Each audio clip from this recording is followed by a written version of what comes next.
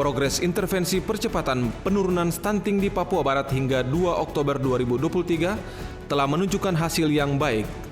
Dijelaskan Ketua Satgas Juliana Maitimu, intervensi bukan hanya kepada anak stunting tetapi juga para ibu hamil. Inovasi yang dilakukan berupa dapur sehat atasi stunting dan polisi RW di Kabupaten Teluk Bintuni turut mendukung upaya penanganan melalui pelayanan. Selain itu, pemberian vitamin A dan mengawal ibu hamil lakukan pemeriksaan secara rutin.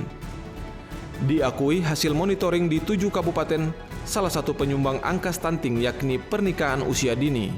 Hal tersebut tentu berpengaruh karena pada usia dini belum bisa menjaga reproduksi seorang wanita, sehingga terkadang tidak siap menghasilkan seorang anak yang sehat ke depan. Selanjutnya memberikan sosialisasi berkaitan pembatasan usia pernikahan. Ketika kami lakukan intervensi itu bukan berarti hanya fokus kepada anak stunting, tetapi juga kepada ibu-ibu hamil. Contoh kayak di Kabupaten Bintuni menyiapkan dapur dahsyat itu yang dilayani bukan hanya untuk anak stunting, tetapi juga ibu-ibu hamil. Karena sebenarnya awal yang paling penting untuk penanganan stunting adalah pencegahannya. Dari mengawali ibu hamil itu sampai dengan 1000 hari kelahiran pertama.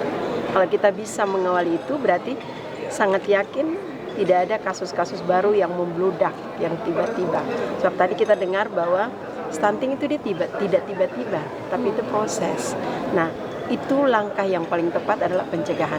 Selama ini Papua Barat sudah melakukan itu. Jadi dapur dahsyat yang dilakukan, kemudian pemberian vitamin A, kemudian mengawal untuk ibu-ibu hamil melakukan pemeriksaan secara terus-menerus di posyandu, itu bagian dari upaya pencegahan stunting sesuai dengan arahan beliau tadi. Diuraikan Juliana Maitimu, tanggal 1 Oktober 2023 tercatat kasus anak stunting sebanyak 1.855. Kondisi ini menunjukkan pengurangan kasus normal dan prevalensi stunting turun hingga 15,54% dari data semula 30,00%. Untuk diketahui, angka stunting sepanjang hari terus bergerak dan perubahan angka secara fluktuatif tergantung kunjungan ke posyandu.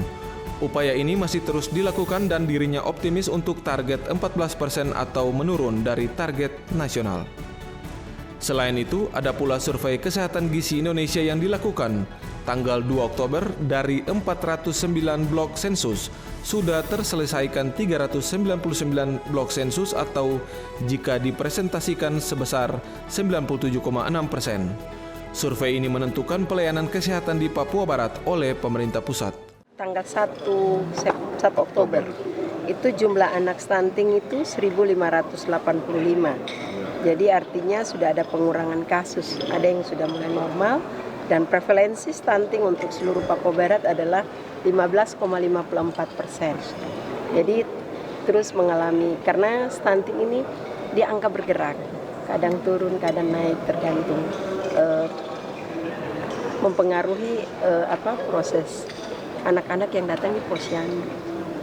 Kadang kalau mereka tidak datang, misalnya ada yang kasus tapi tersembunyi sampai berapa bulan baru dia datang dalam keadaan sudah stunting. Nah, itu baru kita tahu.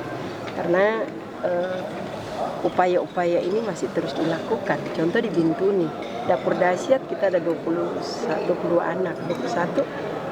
Kalau tidak datang, dijemput oleh polisi RW. Nah, ini kita mencoba akan nanti lakukan itu hampir di semua kabupaten. Dari Manokwari, Media Diskominfo Papua Barat melaporkan.